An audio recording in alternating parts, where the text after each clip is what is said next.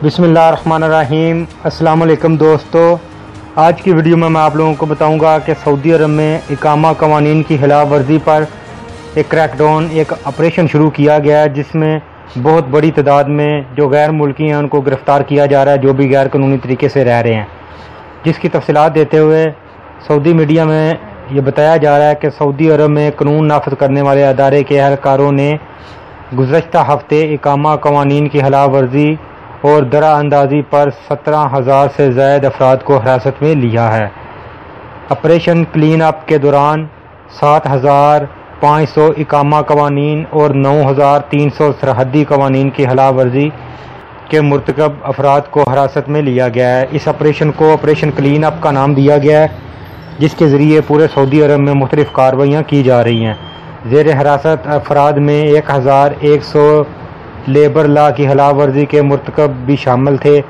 सरहदी कवानीन की खिलाफ वर्जी करने वालों में 38% यमनी, 55% इथोपियन और 7% दीगर कौमों के अफराद शामिल हैं, जबकि मुल्कत की सरहदी गैर कानूनी तौर पर अबूर करने वाले 24 अफराद को भी हिरासत में लिया गया है।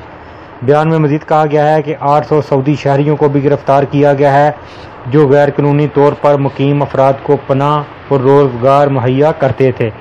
कानून नाफिज करने वाले अदारे की जानिब से जारी बयान में मज़ीद बताया गया है कि अब तक तफ्तीशी अदारों की मुख्तलिफ़ टीमों ने 54,000 गैर कानूनी अफराद को गिरफ़्तार किया है, जिनमें 40,000 मर्द जबकि 8,000 से ज़ायद ख़वातीन शामिल हैं।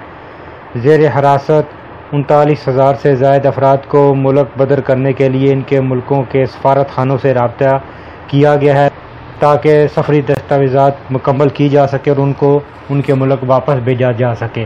तो जो भी लोग सऊदी अरब में गैर कानूनी तरीके से रह रहे हैं उन लोगों के लिए ये बुरी खबर है, क्योंकि सऊदी अरब ने ये क्लीन अप ऑपरेशन एक शुरू किया, जिसके ज़रिए वो गैर कानूनी तौर पर मुकीम जो गैर मुल्की हैं उनको पकड़ रहे हैं।